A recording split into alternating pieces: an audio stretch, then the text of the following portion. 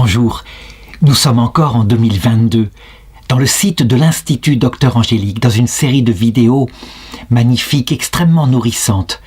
Un commentaire catholique du livre de l'Exode. Et je voudrais, si c'était possible, montrer à quel point cette phrase de Jésus en Matthieu chapitre 5 verset 18, elle est vraie. Quand il dit « En vérité, je vous le dis, avant que ne passe le ciel et la terre, pas un i, pas un point sur le i ne passera de la loi, que tout ne soit réalisé. » Oui, en se penchant sur ce texte, et j'en suis rendu ici, au chapitre 18, qui ne semble pas avoir un rapport extraordinaire avec l'Évangile, eh bien ce n'est pas vrai. La visite du beau-père de Moïse, Jéthro, qui va lui donner des conseils extraordinaires, nous permettent de comprendre certaines choses qui, en clair, ont été soit affirmées dans l'Écriture, soit confirmées par un des conciles œcuméniques. Il faut toujours d'abord se souvenir, à chaque fois que nous lisons ces textes, que le livre de l'Exode raconte une des étapes de notre purification, sortie d'Égypte, symbolisant cette terre, entrée dans le désert, symbolisant le passage de la mort. J'ai insisté dans les textes précédents sur les épreuves qui tombent sur Israël ou sur les Égyptiens. Et ceci se comprend assez facilement à partir d'un des principes qu'il nous faut obtenir, une des vertus qu'il nous faut obtenir pour voir Dieu face à face. Un cœur humble, totalement humble, et la souffrance sert à cela. Dieu nous éduque. Mais il y a aussi des joies, des exaltations, la vision de la gloire. Et donc il faut toujours savoir que ce principe-là, l'humilité du cœur de Dieu, qui explique qu'on ne peut pas le voir sans être soi-même humble, est accompagné d'une vertu qui lui donne sens, son amour infini montré à la croix. Et donc il faut l'aimer. Le paradis qu'il nous promet, c'est l'union avec lui, un peu comme l'épouse, notre âme, avec l'époux, lui. Mais c'est aussi avec nos frères. Ce sera une famille que celle du ciel. Et donc, le principe d'intelligibilité de tout l'évangile sort du cœur de Jésus, le sang et l'eau, le sang l'amour, l'eau l'humilité. Et nous devons l'imiter.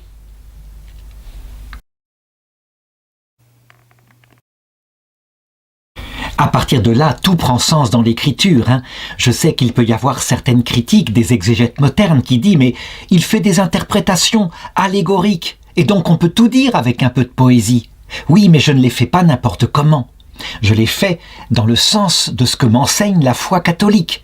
Tout ce qui est allégoriquement dit dans l'Écriture sous la forme de ces événements qui ont eu lieu au sens littéral, tout cela, évidemment, signifie des choses spirituelles qui sont enseignées par ailleurs en clair, soit dans l'Écriture, soit dans la tradition, soit dans le magistère. Donc, voilà comment commence ce chapitre 18. Jéthro, prêtre de Madian, beau-père de Moïse, entendit raconter tout ce que Dieu avait fait pour Moïse et pour Israël, son peuple, comment Yahvé l'avait fait sortir du pays d'Égypte. Donc je disais, pas un point sur un i. Par exemple, quand il est dit qu'il est prêtre de Madian, ça veut dire qu'il fait partie d'une religion, l'une des religions de cette époque-là, un paganisme particulier, il est prêtre d'une idole. Oui, un paganisme. Est-ce que donc il y aurait dans les paganismes quelque chose qui serait semence de la venue du salut? Eh bien, c'est ce que dit le Concile Vatican II, sans aucun problème. Par exemple, on lit « Ceux qui abordent les autres religions, les apôtres qui vont évangéliser, doivent être familiers avec leurs traditions nationales et religieuses et découvrir avec joie et respect les semences du Verbe qui s'y trouve caché. » Concile Vatican II. Et la Constitution Nostra Aetate sur les autres religions nous donne quelques exemples à travers le judaïsme. Là, je dirais, c'est évident à notre foi que le judaïsme était préparation au salut. Mais l'islam, l'hindouisme, le bouddhisme, et je dirais, ce n'est que quelques exemples. Il faut après chercher dans les autres religions, même celle d'Égypte que pourtant Moïse a fui. L'Égypte a donné au monde la vie après la mort, le jugement individuel, l'enfer et le paradis, la pesée de l'âme, etc. Et je dois citer bien sûr la résurrection et avant le Sheol, donc un lieu où on attend la résurrection, dans le tombeau, dans un lieu triste, un lieu que tout de même les Égyptiens s'installaient. Il y avait donc des parts de vérité. Alors prêtre de Madian, et donc il est là et il constate la grandeur du Dieu de Moïse. Il ne croit pas que c'est le seul Dieu, le Dieu unique. Jéthro n'est pas juif. La preuve, il est prêtre d'autres dieux, comme je vais le montrer tout à l'heure, mais on voit ceci. Jéthro, le beau-père de Moïse, prit Sipora, la femme de Moïse, après qu'il l'eut renvoyée, ainsi que ses 2 fils. L'un s'appelait Gershom, car, avait dit Moïse, « Je suis un émigré en terre étrangère ». Il l'avait eu avant l'apparition, je dirais, de Dieu dans le buisson ardent. L'autre s'appelait Éliézer, car « Le Dieu de mon père est mon secours et m'a délivré de l'épée de Pharaon ».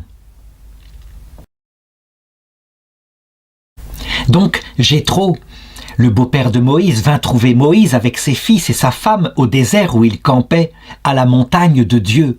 Donc ils sont déjà rendus proches du mont Sinaï, qui est au sud du désert du Sinaï. On a une carte encore qui permet de se faire une idée, tout en bas de ce triangle. Ils sont par là.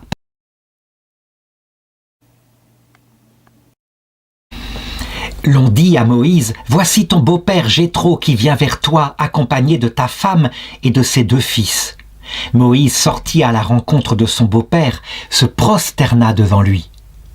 On y voit là tout le respect. Honore ton père et ta mère, et le père de sa femme, quelque part, c'est un peu son propre père. La prosternation aussi, on le voit encore une fois ici. Ce n'est pas un signe d'adoration, mais d'honneur. Et donc les catholiques et les orthodoxes qui se prosternent devant les saints, devant les anges, devant leurs statues, ne les adorent pas comme Dieu, mais les honorent comme leur père et mère du ciel. Il l'embrassa et s'étant mutuellement interrogés sur leur santé, ils se rendirent à la tente. Moïse raconta à son beau-père tout ce que Yahvé avait fait à Pharaon et aux Égyptiens à cause d'Israël, ainsi que toutes les tribulations qu'ils avaient rencontrées en chemin et dont Yahvé les avait délivrés. Jéthro se réjouit de tout le bien que Yahvé avait fait à Israël, de ce qu'il l'avait délivré de la main des Égyptiens. On le voit chez les hommes de bonne volonté, les hommes au cœur droit. Quand on voit des choses comme cela, on ne peut pas dire que ça vient du démon. Lorsque, par exemple, des protestants de bonne volonté regardent les miracles de Lourdes, le fait que les gens retournent à la foi, même si ce n'est pas tout à fait leur foi, parce qu'il y a des images, des statues, et qu'eux les ont bannis de leur religion. Ils sont, quand ils sont honnêtes, obligés de reconnaître que manifestement, il y a la grâce qui est là.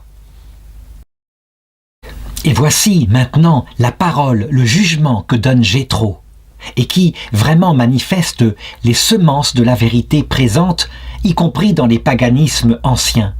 Jéthro dit alors, c'est le verset 10, « Béni soit Yahvé qui vous a délivré de la main des Égyptiens, de la main de Pharaon, et qui a délivré le peuple de la suggestion égyptienne. Maintenant, je sais que Yahvé est plus grand que tous les dieux. » On le voit, Jéthro ne partage pas ce qui sera la foi de Moïse qu'il communiquera à son peuple, à savoir, il n'y a pas d'autre Dieu que Dieu. Non, pour lui, c'est le Dieu de la famille, du peuple d'Israël, Abraham, Isaac, Jacob et des descendants, de même que lui a probablement des dieux, mais qu'il représente sous forme de statues. Il en est resté à des choses que Abraham n'aurait pas reniées, bien sûr, ni même Jacob, quand on vit par exemple Rachel au moment où il quitta son beau-père, emporter les dieux familiers de son propre père, le père de Rachel. Eh bien, Moïse en est rendu ailleurs. Dieu lui a révélé qu'il est Yahvé, l'Éternel, le créateur de tous les dieux. Moïse le sait, mais il respecte tout de même son beau-père Jéthro. Jéthro, le beau-père de Moïse, offrit à Dieu un holocauste et des sacrifices. Aaron et tous les anciens d'Israël vinrent manger avec le beau-père de Moïse en présence de Dieu. Ce qu'il faut reconnaître, c'est que par exemple, chez les chrétiens évangéliques, qui ont beaucoup pris à Moïse, eh bien, ceci serait un abominable acte d'un païen, et donc n'aurait aucune valeur. Je dirais, les évangéliques, quant à eux, ils n'hésitent pas parfois à attraper nos images catholiques, comme le Christ derrière moi, à les brûler, à les casser en disant « Regardez, vous adorez des idoles ». C'est évidemment absurde, ils nous prennent pour des païens du néolithique. Les images que nous honorons, non pas l'image elle-même, mais de la même façon que un soldat de la guerre 14, qui dans son portefeuille a l'image de sa femme, quand les bombardements sont là, il la regarde et il est près d'elle. L'image sert de support, c'est évident.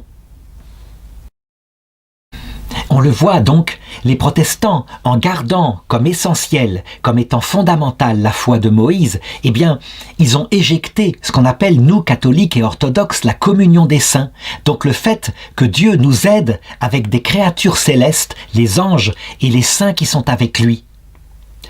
Moïse, en ce qui le concerne, il respecte la foi de Jéthro. Il ne va pas le critiquer dans sa manière d'adorer Dieu et de considérer Dieu comme le plus grand de tous les dieux.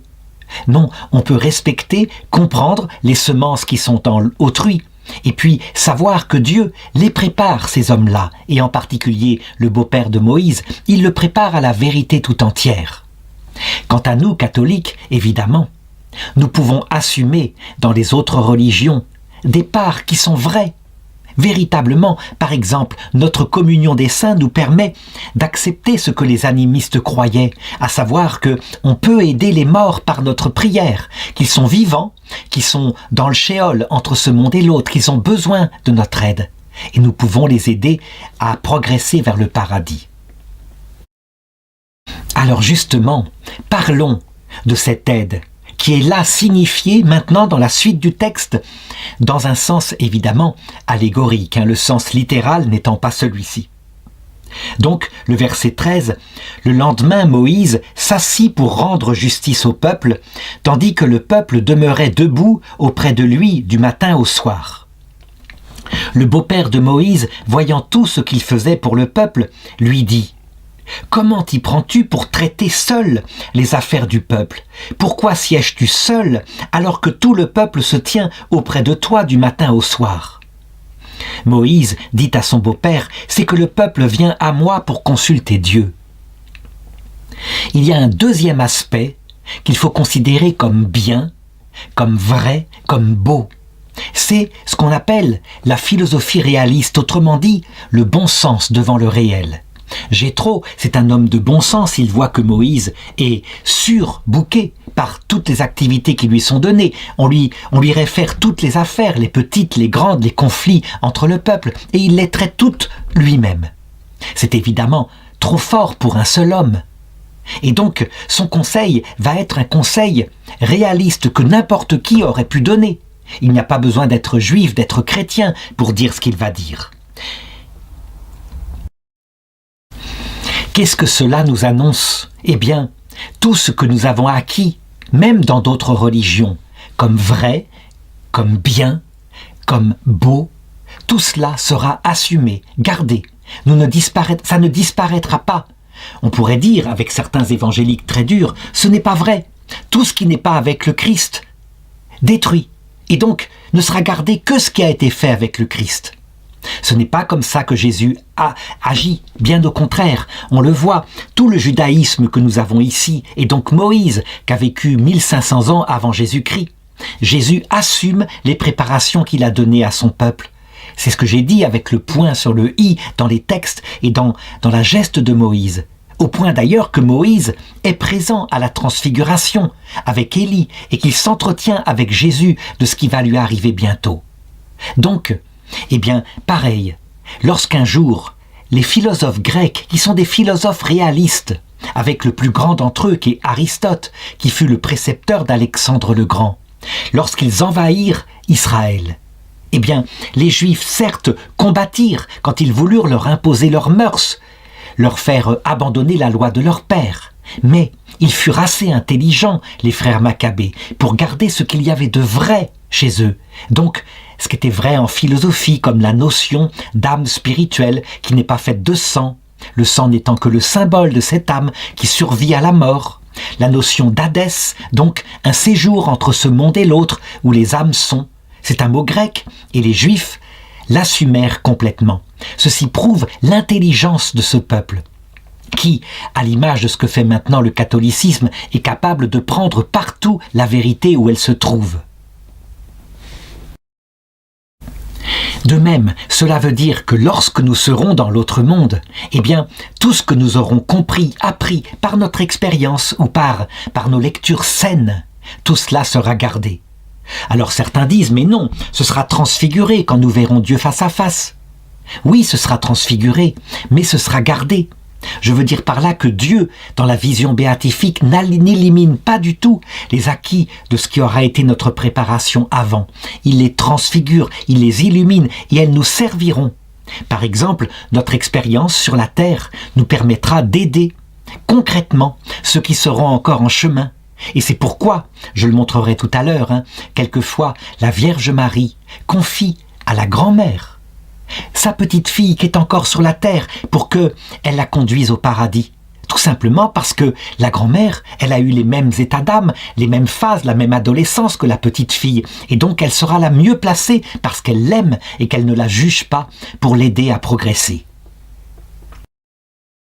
Alors, Moïse, lui, il se justifie. C'est moi qui ai reçu la charge de prophète. Et donc au verset 16, il dit à son beau-père, « Lorsqu'ils ont une affaire, ils viennent à moi, je juge entre l'un et l'autre, et je leur fais connaître les décrets de Dieu et ses lois. » Les protestants auraient tendance à dire « C'est normal, Moïse est l'image de Jésus, il n'y a qu'un seul juge qui nous jugera. À l'heure de notre jugement individuel, c'est Jésus. Et même chose à la fin du monde, il est le seul qui ait reçu le pouvoir du jugement. » disent les protestants. Eh bien, les catholiques ne disent pas ça. Ils disent certes que c'est lui le juge, mais ils ne disent pas qu'il accapare seul le jugement, loin de là, et je le prouverai tout à l'heure. Mais d'abord, regardons le sens littéral de ce texte. Le beau-père de Moïse lui dit « Tu t'y prends mal. À coup sûr, tu vas t'épuiser, toi et le peuple qui est avec toi, car la tâche est trop lourde pour toi. Tu ne pourras pas l'accomplir seul. » Évidemment, ce motif-là ne concerne pas Jésus, qui est rempli de la puissance de Dieu et qui peut, à chaque fois qu'un individu meurt et arrive de l'autre côté, lui apparaître. Comme à chaque seconde des milliers d'individus meurent, Jésus est capable d'être pour eux seuls, vraiment présent et les accueillir dans l'autre monde. Donc, le motif matériel que donne Jéthro, qui est un motif de la terre, évidemment, ne va pas expliquer ce qui se passe dans l'autre monde, mais la conclusion est la même. Maintenant, continua Jéthro, écoute le conseil que je vais te donner, pour que Dieu soit avec toi. Tiens-toi à la place du peuple devant Dieu et introduis toi-même leur cause auprès de Dieu. Donc, ton rôle sera de prier pour le peuple. Instruis-les des décrets et des lois, fais-leur connaître la voie à suivre et la conduite à tenir. Ce qui fait que Jéthro lui dit, tu as 3 rôles principaux. Tu es le grand prêtre, celui qui prie pour le peuple. Tu es l'enseignant, c'est-à-dire le magistère du peuple, c'est toi qui enseignes. Et tu es leur roi, c'est toi qui les conduis. Ceci dit, il continue, « Mais choisis-toi parmi tout le peuple des hommes capables, craignant Dieu, sûrs, incorruptibles. » Ça c'est très important, incorruptibles.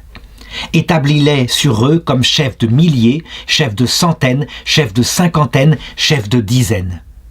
Ils jugeront le peuple en tout temps, toute affaire importante, ils te la déféreront, et toute affaire mineure, ils la jugeront eux-mêmes. Allège ainsi ta charge et qu'ils la portent avec toi. Si tu fais cela et que Dieu te l'ordonne, tu pourras tenir et tout ce peuple de son côté pourra rentrer chez lui en paix. »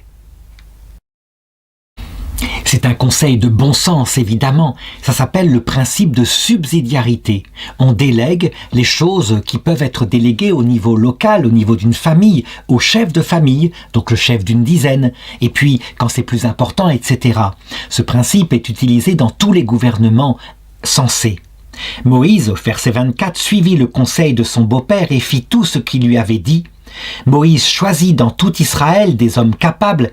Il les mit chefs du peuple, chefs de milliers, chefs de centaines, chefs de cinquantaines, chefs de dizaines, et il jugeait le peuple en tout temps. Toute affaire importante, il la déférait à Moïse, et toute affaire mineure, il la jugeait eux-mêmes. Alors, reste à savoir si ce texte-là dit quelque chose maintenant au sens allégorique ou au sens moral ou au sens eschatologique de notre salut à nous, chrétiens. Eh bien, il faut regarder d'abord dans les textes, la chose est importante. Eh bien, saint Paul confirme, 1 Corinthiens chapitre 6, verset 3, « Ne savez-vous pas que nous jugerons les anges ? À plus forte raison, les choses de cette vie. » Et Jésus va dans le même sens quand il dit, au moment du jugement, la génération de Sodome et Gomorrhe se lèvera et elle vous jugera parce qu'elle a eu bien moins que vous. Et pourtant, quelquefois, elle a été plus digne que vous. Et la génération de Ninive se lèvera contre vous et elle vous jugera. Il dit sans arrêt cela. Alors, il faut comprendre maintenant concrètement ce que fait Jésus. Jésus, c'est le seul sauveur. Il est Dieu fait homme. Ça, c'est vrai.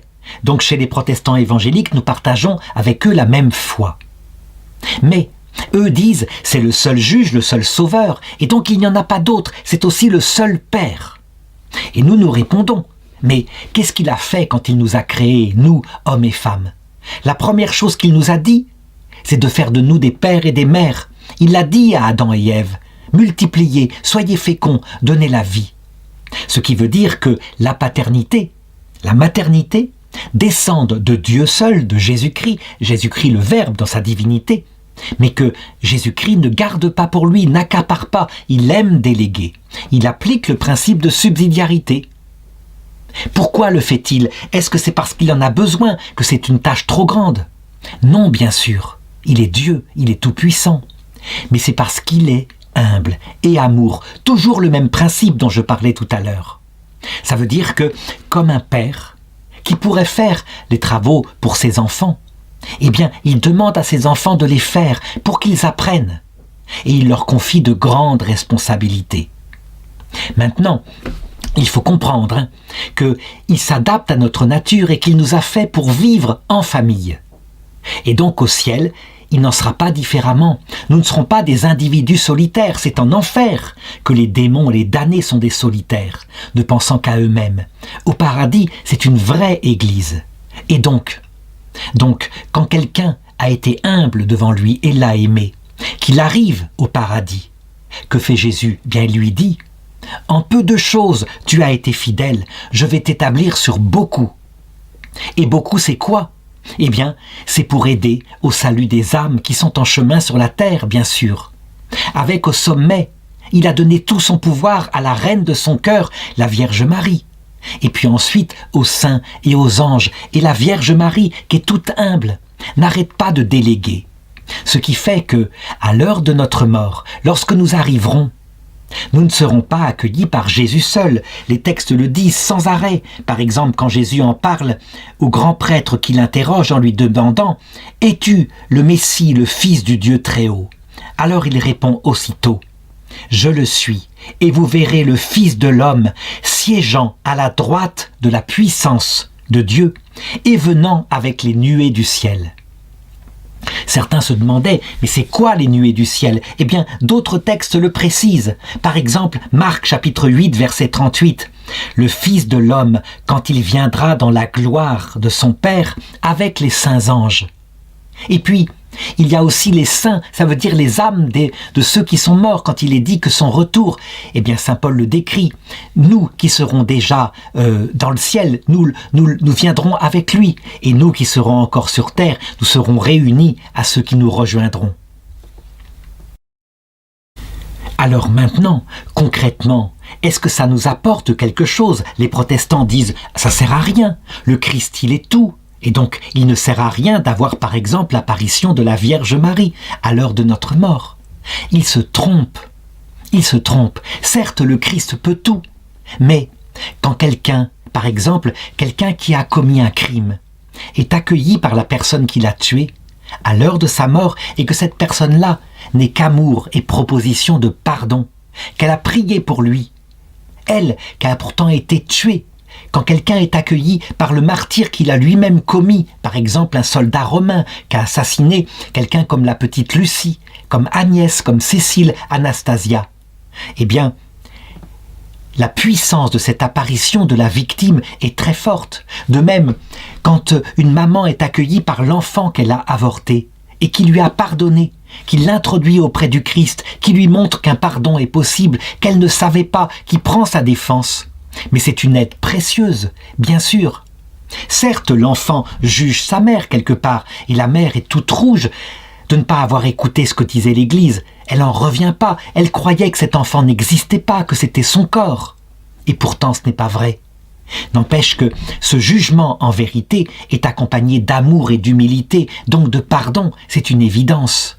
Ce qui fait que le ciel entier, quand nous arriverons à l'heure de notre mort avec ces lourds péchés que nous nous reprochons, nous accueillera pour nous amener au repentir, à la conversion.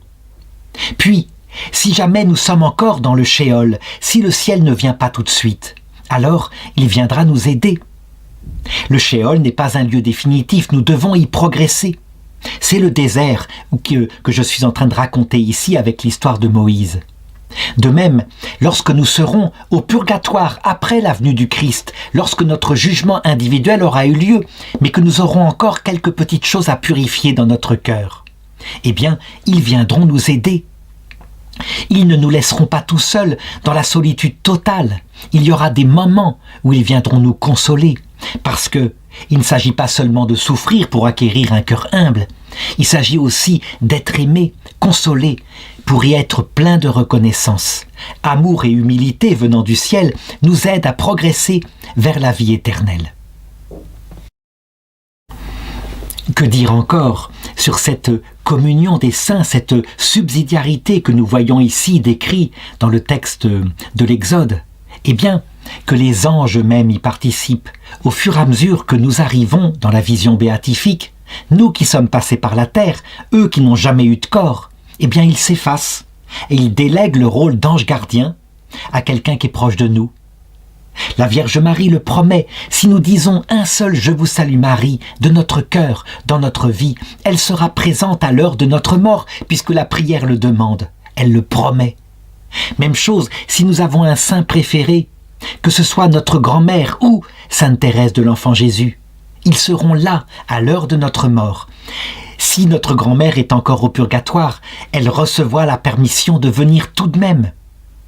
Elle sera là. C'est ça la communion des saints. Donc nous rendons maintenant depuis la terre à ceux qui sont dans les purgatoires dans l'autre monde, et ceux qui sont dans les purgatoires nous rendront à nous. C'est une communion, c'est une église, c'est une famille, et un jour nous serons avec eux dans la vision béatifique.